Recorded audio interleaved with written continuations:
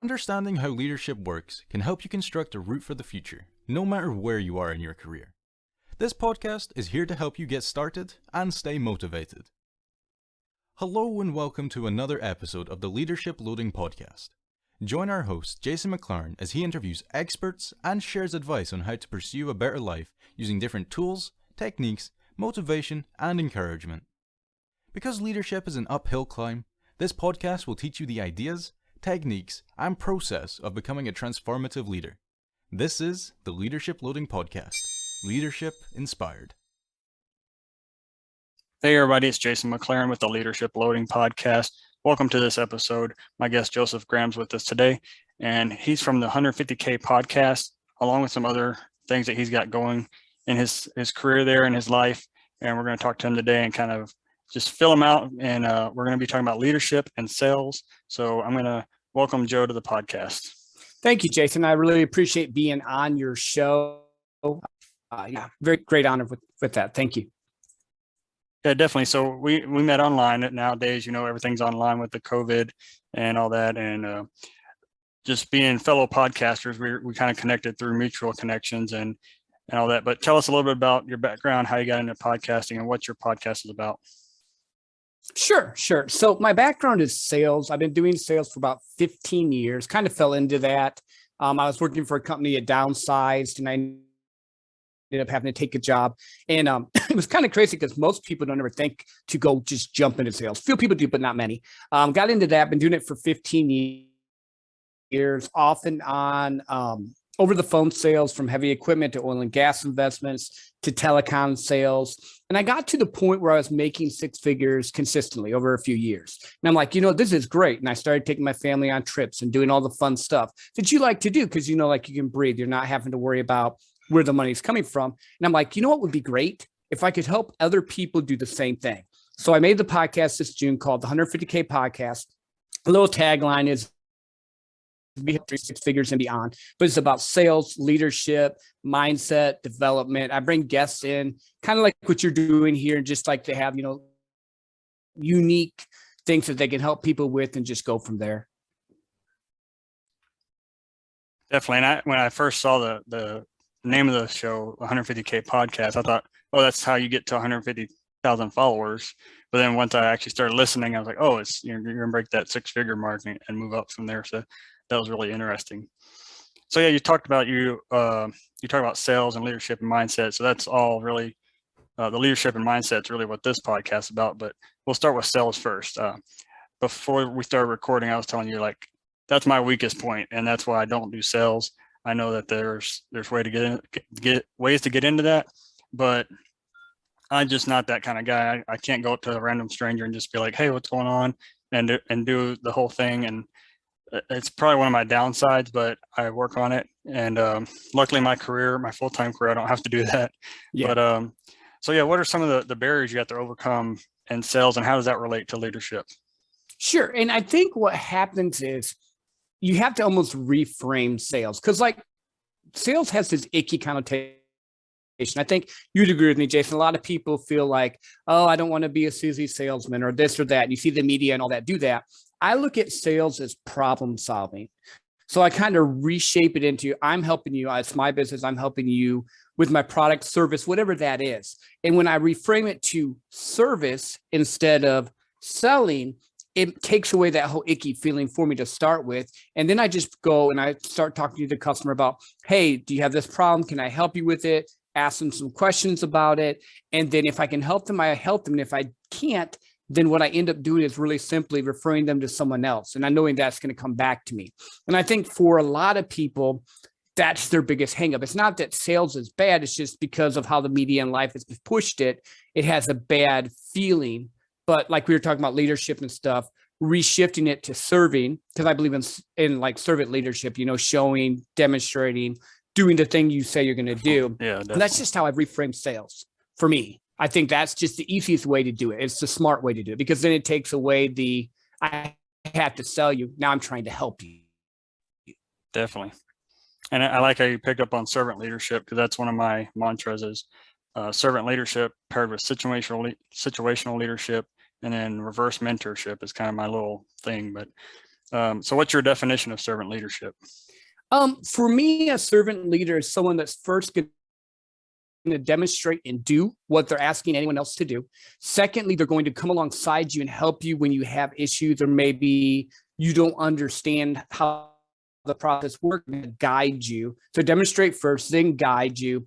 And then the ending is, they're going to set you free and let you go on your way a little bit with maybe like a little bit of direction to the point where you're doing it on your own. So they're like a mentor more so, but they're there. They're in it with you. They're demonstrating what needs to be done.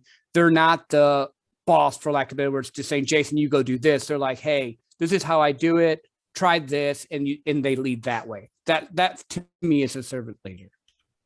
Definitely. So have you had any like leaders that stood out like that to you in your past?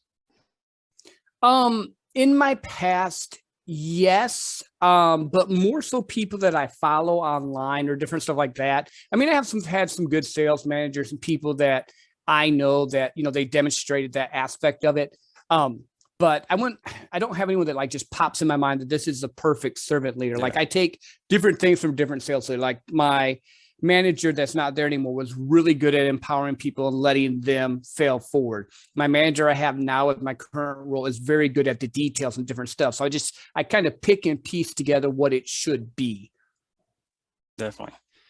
All right. And then, so obviously listening to your podcast, you talked about mindset, and you had a short clip that you do those long and short clips, and you had a short one that you were talking about, it's all about your mind and making that change and that sort of thing. I believe you're, at the time of this recording, it was probably 2 or 3 episodes ago on yours, but as I was listening to that, I was like, this is what we're trying to do with the Leadership Loading podcast as part of goheroes.org.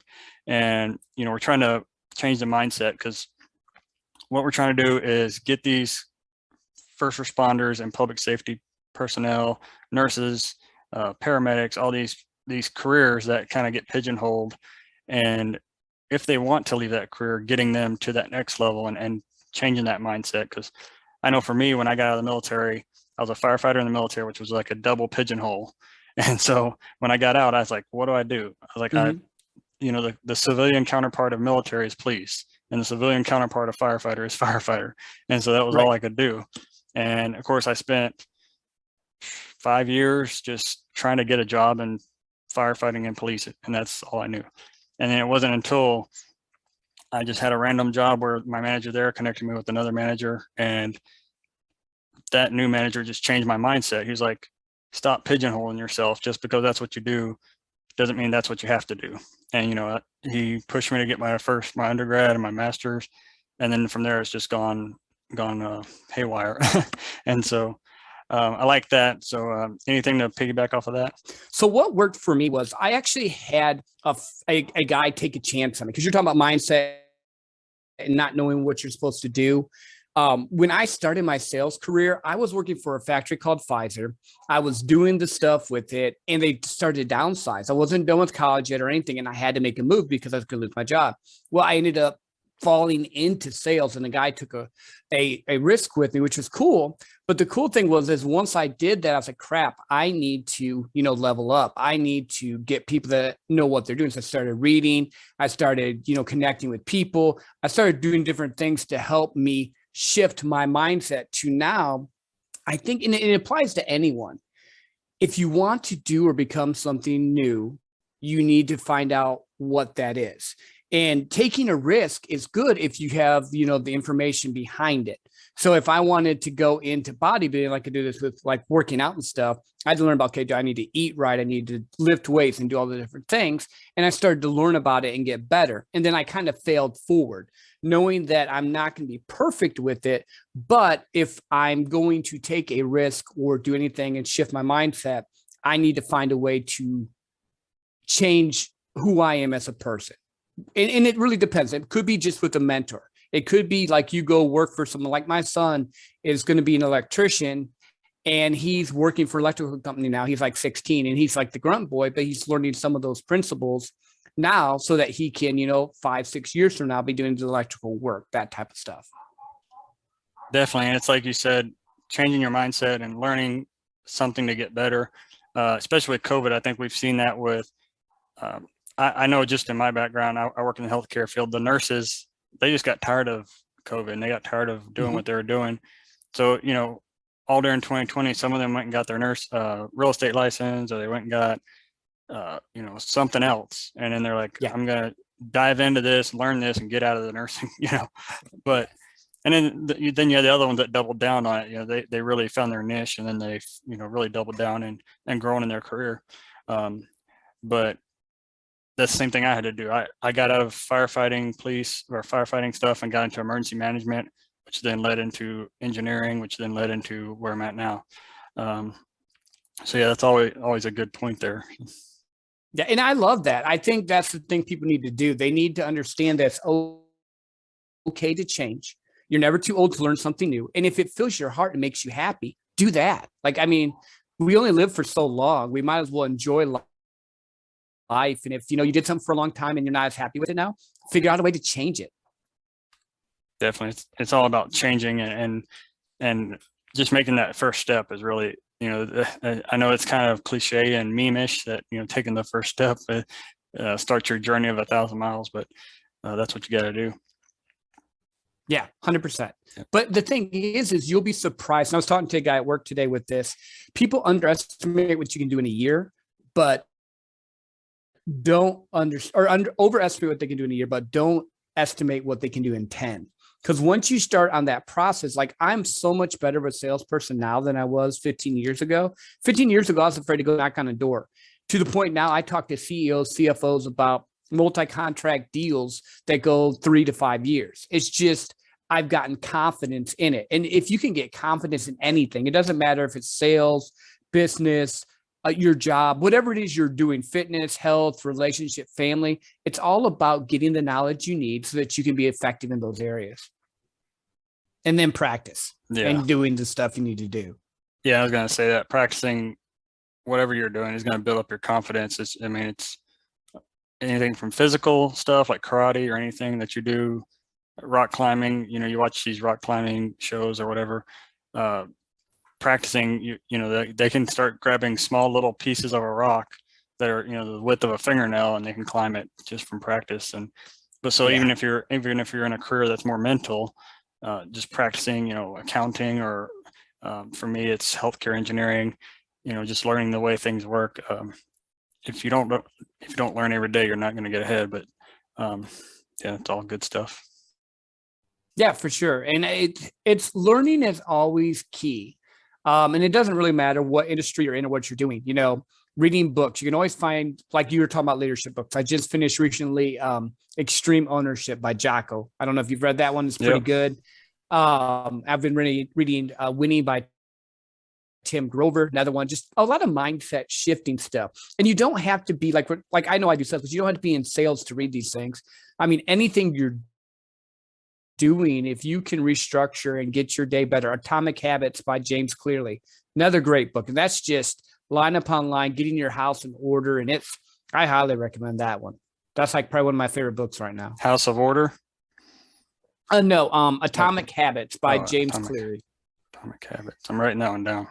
It's just talking about getting habits set up and stacking them and positioning yourself to be able to, achieve the goals and stuff we do. Because we all know January's coming up. I don't know when this episode's going to come out, but right now it's around Christmas time. I'm wearing my little Chewbacca Christmas sweater at the time of the recording, but everyone has these January goals but they don't, like 90% of people quit by the 17th. Well, with this book that I've been reading by Cleary on Atomic Habits, it just helps you do it slowly over time and just different things you can change. And you can apply it to anything: leadership, mindset, food, relationship, family, fatherhood, whatever you need. I just think it's really good. Great. All right. We kind of mentioned your podcast earlier. What platforms you're on, or how can people find you? Oh, sure. So I am on Apple, Spotify, Breaker, pretty much anywhere you do your podcast. The two big ones, of course, are Apple and Spotify. It's 150K podcast. And you can also catch me if you want to reach out to me directly on Instagram. It's 150K podcast. And on Facebook, there's a group called the 150K podcast, public group. You can reach out that way as well. Great. And always in the episode with the 1-minute leadership pitch. If you're stuck in the elevator and had to give somebody 1 minute advice, what would you say? Be uniquely you. Don't worry about the critics. Don't worry about what anyone else expects you to do or be. Find what fills your heart, fills your soul, fills your passion, what makes you get up in the morning and smile and do that. Because if you can be happy in life, you're going to be a lot more successful and a lot more fulfilled. So be you, and then find people that will support you with it. And it doesn't have to be like face to face. It can be, on Facebook and groups, mentorship, whatever, that are going to help lift you up and make you strong as well. Great. Thanks, Joseph. Thanks for coming on the show. Thanks for giving us your tips there. Yeah, I appreciate it, Jason. Thank you for having me on the show. There are thousands of leadership and management podcasts to choose from. We're glad you chose the Leadership Loading podcast, a Go Heroes production.